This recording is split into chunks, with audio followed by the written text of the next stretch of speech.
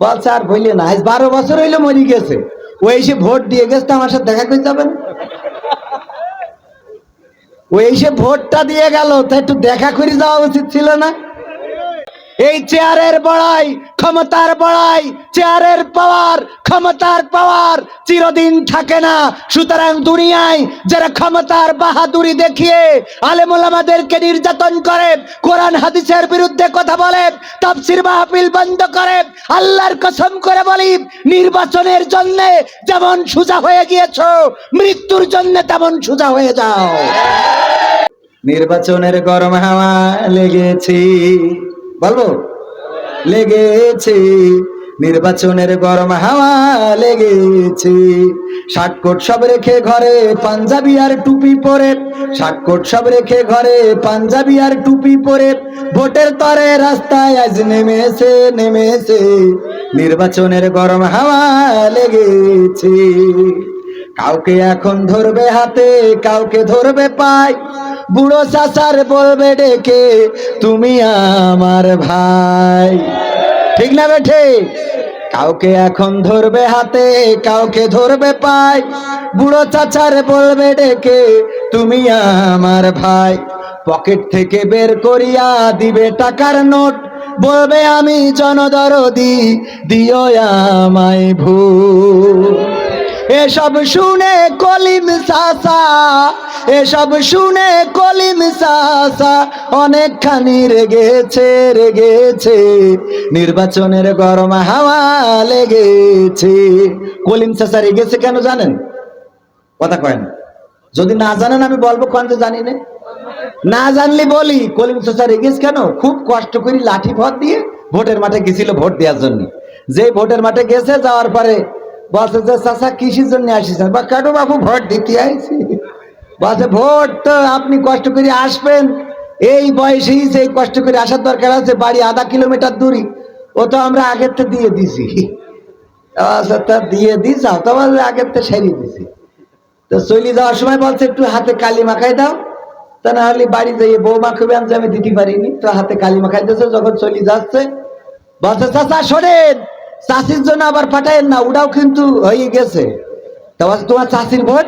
তা বলছে হ্যাঁ ওটাও হয়ে গেছে। তো চাষা তো মুরব্বী মানুষ, বুঝে উঠতে পারিনি। বলছে দেখো আমি কার সাথে ঘর করলাম গো, নেমো খারাপ, নেমো খারাপ, আল্লাহ জাহান্নামের আগুন জ্বালাক কবরের মধ্যে। তা ভোটে যারা ওরা বলছে কেন চাচা কি হইয়েছে কি? বলছে আর বললে না, আজ 12 বছর হইলো মরি গেছে। ও এসে ভোট দিয়ে গেছে, আমার সাথে দেখা করে যাবেন। ও এসে ভোটটা দিয়ে গেল, তাই একটু দেখা করে যাওয়া উচিত ছিল না? নির্বাচনের গরম হাওয়া লেগেছে। তারপর কি করবে? একটুখানি বের করিনি, আমি বইতে খুঁজলাম, তা খুঁজে পাচ্ছি না। নির্বাচনের গরম হাওয়া লেগেছে, শার্টকোট সব রেখে ঘরে পাঞ্জাবি আর টুপি পরে ভোটের তরে রাস্তায় ওরা নেমেছে, নেমেছে, নির্বাচনের গরম হাওয়া লেগেছে। পড়বে নামাজ উজু ছাড়া কেমন ইমানদার, জানে না কোনটা কিসের নামাজ, কোনটা জানাজা। আছে না নাই? এইবার ঈদুল ফিতরের আগে বলছে ঈদুল ফেরত গেছে, আর এর আগে একবার টেলিভিশনে দেখি বলতেছে আগামীকাল ঈদুল আজহার জানাজার নামাজ 9টার সময় শুরু হবে। কেন নামাজ? জানাজার নামাজ। কয়টার সময়? আমার ছেলে বলছে আব্বা কি হইলো? আমি বলছি ঈদুল আজহা মরি শেষ, এখন কুরবানি ঈদুল ফিতরটা আছে এখনো, তাও তো একটা আছে, দেখা যাক এটাও মেরে ফেলা যায় কিনা।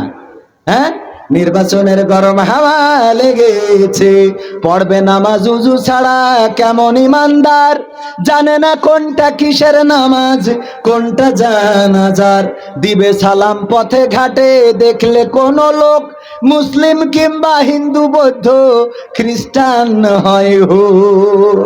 বসন্তেরই কোকিল ওরা, বসন্তেরই কোকিল ওরা এমন সাজে সেজেছে, সেজেছে, নির্বাচনের গরম হাওয়া লেগেছে। তারপর কি করবে? করবে নেতা জনসভা, বলবে কত কথা, পাশ করিয়া মুছে দেবে গরিব দুঃখীর ব্যথা, ভাঙা রাস্তা করে দেবে পিচেরও ঢালাই, ঘরে ঘরে বিদ্যুৎ দেবে, লোডশেডিং ও নাই। বলে না বলে না, সব করে দিবে। কারেন্টের অনেক উন্নয়ন, কিন্তু ঠিক মতো বিদ্যুৎ থাকে না।